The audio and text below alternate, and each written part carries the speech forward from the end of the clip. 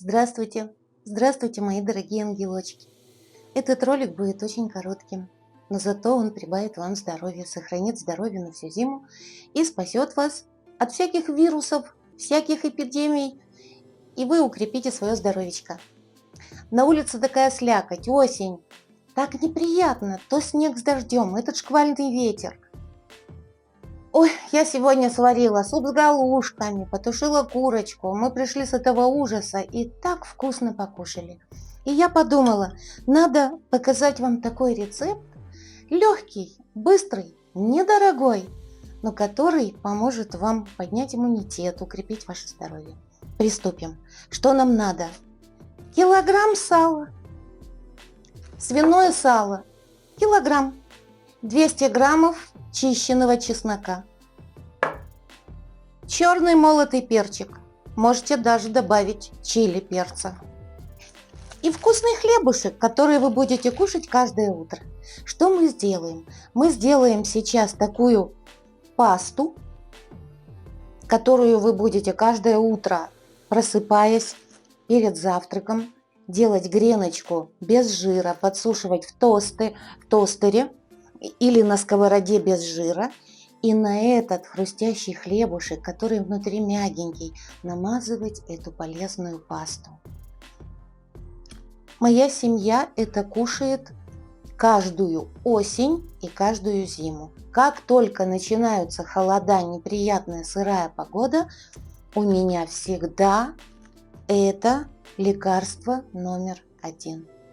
Приступим. Хлебушек откладываем в сторону. Чеснок 200 граммов. Что такое 200 граммов? Да бросьте вы все эти граммы, вот эти точные граммовки. Есть кусок сала.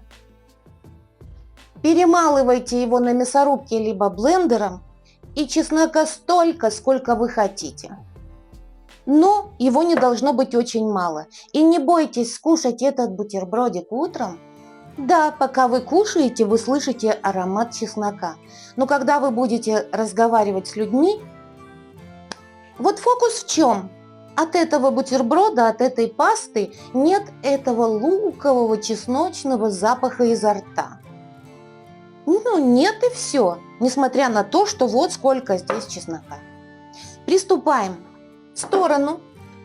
Сало нарезаем кусочками и перемалываем на мясорубке. Нарезаем. Вот оно у вас в соли. У меня присаливается она еще. Я купила не совсем соленая и дома досолила. Вот вам кожица, она не нужна. Вы ее соль обтрусите и скушайте. Она очень вкусна. Она очень вкусна. Обрежьте так, чтобы ваше блюдо получилось красивым. Все, а этот кусок сала мы нарезаем. Вот так вот в соли нарезаем.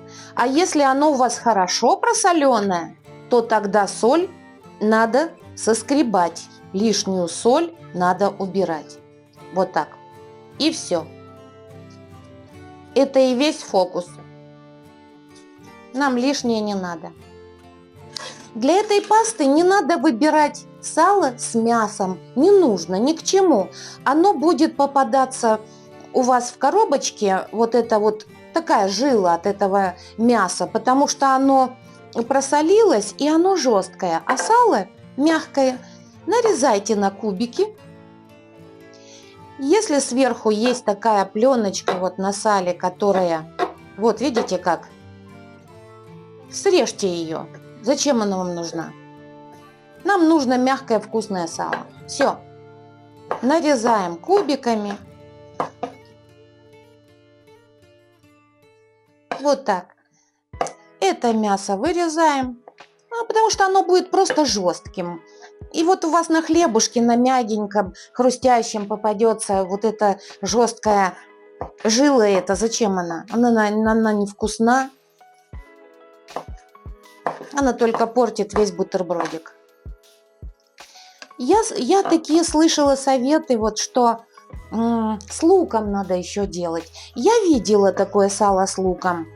Мне не понравилось на внешний вид. Я делаю без лука.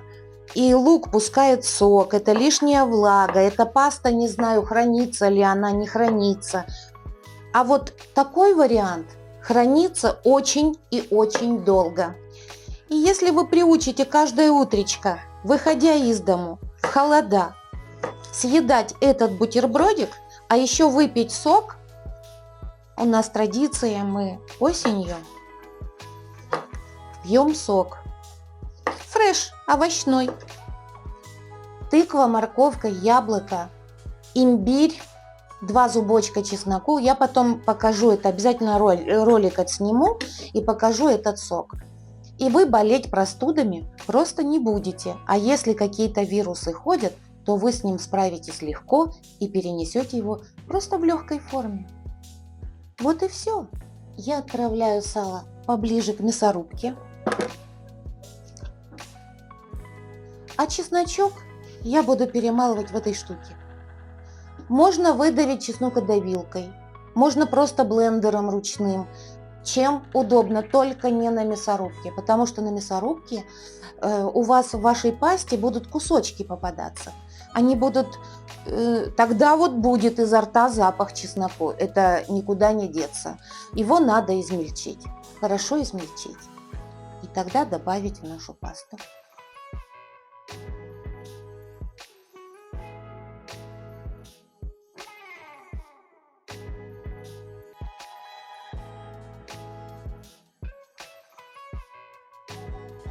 Закончили, получили вот такие колбаски красивые. Сало вот мягкое. Наша задача: отправляем сюда чесночок.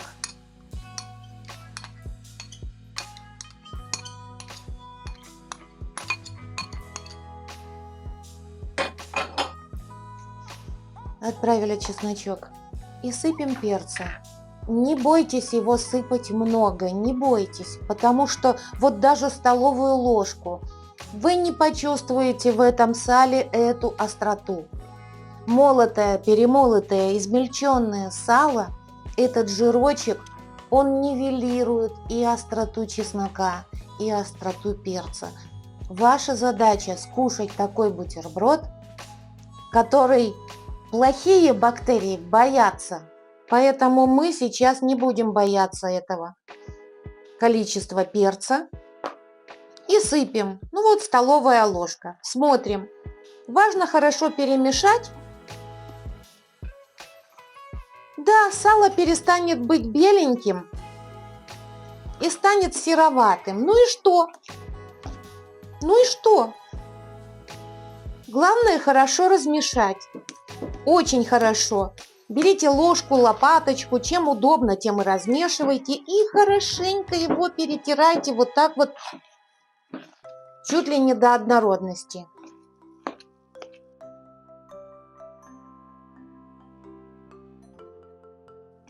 Все, здесь перца достаточно. Я положила столовую ложку перца. У меня здесь было 2 столовых ложки. Вот я половину положила. Вся процедура от нарезания сала до измельчения и погружения в емкость. Вот в такую емкость погружайте, такую, ну, сколько вы намололи этого сала, столько и погружайте. Выбирайте емкость под ваш объем этой пасты. Наполняйте ее.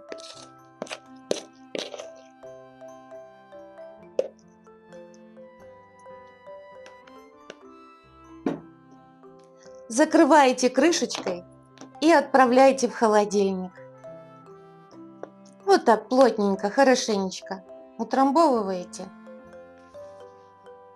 Краешки, если где-то испачкалось, салфеточкой подбираете. Все. Вот посмотрите, сколько чудной пасты у нас получилось. Такая коробочка. Накрываете ее крышкой и отправляете в холодильник. А сейчас я продемонстрирую эти чудо-бутерброды, которые я вам очень рекомендую каждое утро съедать 1-2 бутерброда. Как правило, мужчины одним не ограничиваются, они могут скушать и 2, и 3. Но и на здоровье, да пусть едят сколько хотят.